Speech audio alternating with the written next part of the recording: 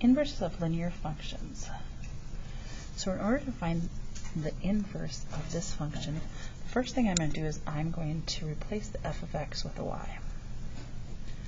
So f of x is the same as y. Now I'm going to switch the x and y.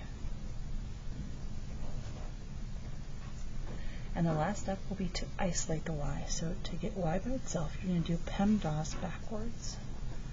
So look for any adding or subtracting on the side that contains the y.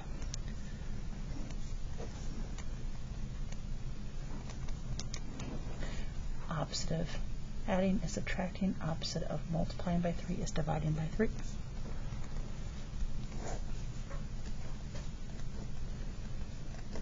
And now, remember this has to be shared with both the left and the right. And we can show that this is the actual inverse by putting a little -1.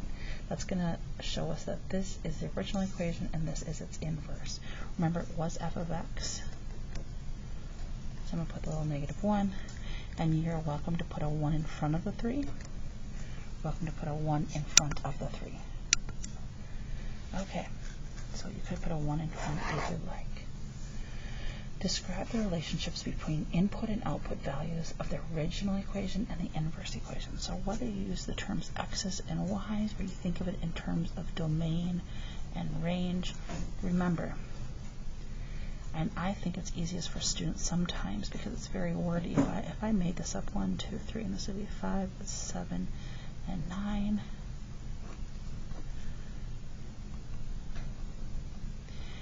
So if I had an original function, and then I said, all right, what are going to be 3 points on the inverse of this function? Remember, this goes back to the statement. The input of the original equation becomes the output of the inverse equation. And the output of the original equation becomes the input of the inverse. You do have to make both statements. Sometimes a student stops at saying the input of the original becomes the output of the inverse, and they stop. You do have to say it both ways. You'd have to continue and say, and the output of the original becomes the input of the inverse.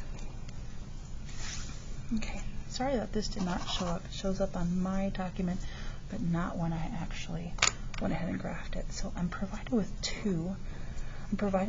two graphs here, and I just hand sketched them, and determine how you can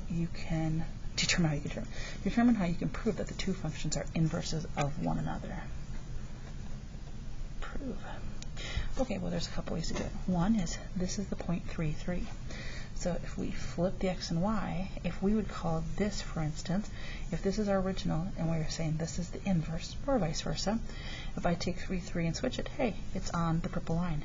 If I take 1, 2 and I flip it, 2, 1 is on the inverse line. If I take -1, 1, -1, and I flip it, it'd be 1, -1. And lastly, -3, 0 becomes 0, -3. So that's one way. The second way we need to show, so we do need to show both ways, is if I lightly graph the line y equals x. This is the line y equals x. I can see that the two lines reflect across the line y equals x. They reflect across the line y equals x. Those are the two ways I can prove that these two equations are in fact inverses of one another. Down below, I want to show algebraically that these two functions are inverses of one another. So to do that, I'll go in my screen and use this camera. Give me 1 second here. Let's see if I can come back down.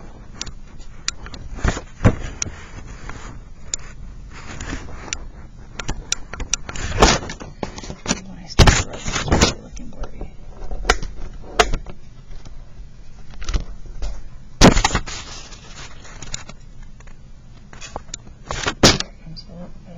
There we go. So what do I do to do this? So I'm just going to write the two equations of y equals 2x minus 5 and y equals 5 halves minus 1 half x. Okay, so to prove, we're going to use composition of functions. So I take the first equation and I start to write it out, but whenever I see an x, I stop and I make a big parenthesis. what goes into that parenthesis? What y is equal to for the other equation. 5 halves minus 1 half x. And now I'm going to distribute. This 2 only multiplies by the top of the fraction. 2 times 5 is 10, so 10 over 2. 2 times negative 1 is negative 2 over 2 minus 5. 10 divided by 2 is 5 minus 1x minus 5. So 5s and negatives cancel, but I can actually stop right here. This tells me that these two are not in fact inverses of one another. If they were, when I both did the left hand and when I did the opposite side, again when I did the opposite side as well, plugging in 2x minus 5, in both cases I would need to get y equals x or y equals 1x, not a negative, not a negative. So these are not inverses.